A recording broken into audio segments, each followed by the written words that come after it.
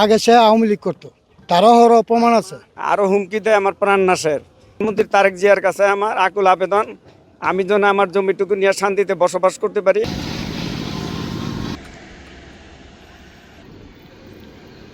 সৈয়দ সিরাজের ব্যাকগ্রাউন্ড হইল সে দীর্ঘদিন আগে আওয়ামী লীগের সময় সে আওয়ামী লীগের সময় তার মা ভাই বোন সব কিছু মিলা গাজী সাবরেকে ফুলের মালা দিয়ে সে আওয়ামী লীগ করছে এবং বর্তমানে সে বলে যে আমি বিএনপির লোক। এবং সে দীর্ঘ 30 বছর আগে অনেক কষ্টের বিনিময়ে আমি অল্প একটু জমি কিনছি শান্তিতে থাকার জন্য। এবং সৈয়দ সিরাজ আমাকে বলে যে তুই এই জমি যদি এনে বুক দখল করস তোরে আমি করতে দিব না, আমাকে চাঁদা দিতে হবে, আমাকে টাকা দিতে হবে। জমি 10 টাকারটা 3 টাকা হইলে তুই বেশি আনতে বাড়িয়ে যাবি, আনলে তোর এনে দখল দিতাম না। এবং আরও হুমকি দেয় আমার প্রাণ নাশের। প্রধানমন্ত্রী তারেক জিয়ার কাছে আমার আকুল আবেদন, আমি যেন আমার জমিটুকু নিয়ে শান্তিতে বসবাস করতে পারি। মসজিদ কমিটির একজন আমি। আর আমাদের বাইরেটের মসজিদের জায়গা সৈয়দ সিরাজ সাহেব আমাদের মসজিদের জায়গা দখল করার চেষ্টা করতেছে।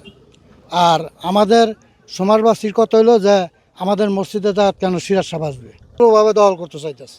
তো সে বিএনপি করে, এই জন্য। আগে সে আওয়ামী লীগ করতো, তারও প্রমাণ আছে। তার মা ভাই বোন যা আছে সবাই মানুষের এই জমি নিয়ে এই সিনেমিনি খেলায় সিরাজ সাহেব। করছি কি রাইতে রাইতে ওয়াল দিয়ে ফেলাইছে, এই 3 দিনে ওয়াল দিছে। প্রথম দিন মেহেদী সাহেবের আমি বলছি, হুমায়ুন ভাই ছিল আমাদের থানা সভাপতি, এই মিটিং এ ছিল। তো তুমি যদি কষ্ট করে হুমায়ুন বললে ফোন দিলে বুঝতে পারবা। তারপরে গিয়া আমি রাস্তার জন্যই করছি। উনি বলছে ভাই আপনি আমার ভাই, আমি আপনার ভাই, এগুলো থাকবো না। তো ওনার ছেলে একটা হুঙ্কার মারলো যে আজকে আওয়ামী লীগ থাকলে পারতো না এখানে দাঁড়াইতে বললা। ওনার ছেলে হইলো 17 নম্বর ওয়ার্ড আওয়ামী লীগ যুবলীগের জয়েন্ট সেক্রেটারি, আর উনি হইলো 17 নম্বর ওয়ার্ড আওয়ামী লীগের সহসভাপতি। ওনার ভাই আর ওনার ভাই ওমর কমিশনার আওয়ামী লীগের ছিল, কমিশনার ছিল। হ্যাঁ, জি জি। কুড়িলে।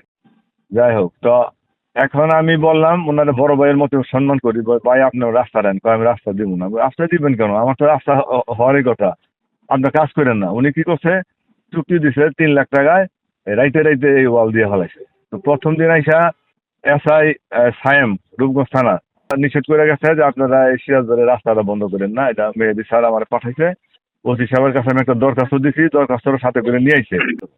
না পরে নিয়ে আসার পরে ওনারা কইছে না করবো না, কিন্তু তারপরে রাত্রে কাজ করছে। আমাদের রূপগঞ্জ থানাধীন পশ্চিম মৌজার একটা জমি জমা সংক্রান্ত পূর্ব বিরোধের বিষয় রয়েছে।